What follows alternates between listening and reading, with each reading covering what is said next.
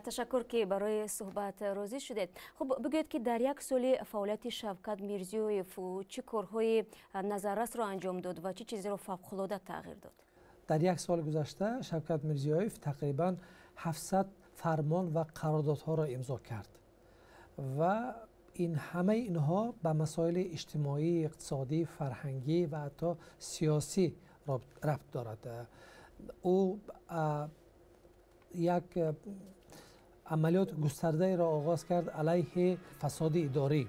حکومت امروز به نیازها و سوالهای مردم عادی جواب می‌دهد.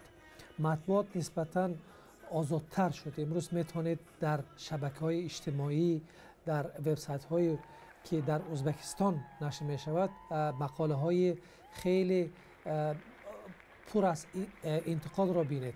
حتی وزیرا با وبسایت‌ها صحبت‌ها را انجام می‌دهند. برنامه‌های تلویزیونی، اینترویوهای طولانی را مثلا ما میتونیم بخوانیم امروز که این در زمان اسلام کریم حتی تصور کردنش امکان ناپذیر بود.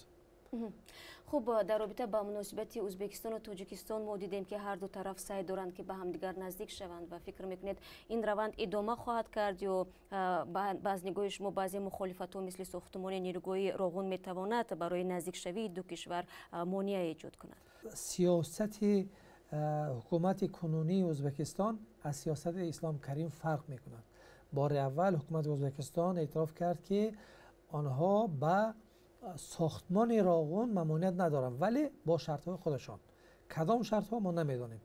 به هر حال به نظر من این ربطی دارد به آب، یعنی تامین کردن زمین‌های مثلا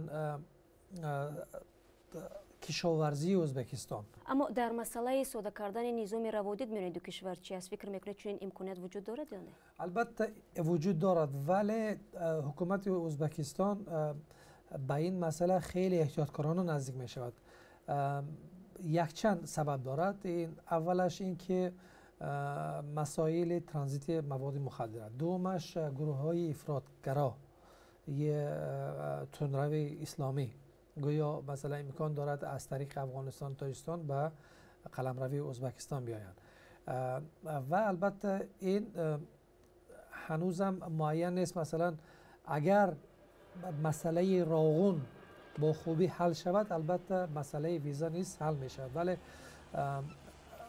اول ماینگذاری ها مثلا ماین ها رو باید تازه کنند، بعدا رفت و آمدی بین مثلا دو کشور را براه مانند، ترانزیت را حل کنند، نقلیات را باید حل کنند، بعدا به نظر من مسئله روادید ویزا حل می شود.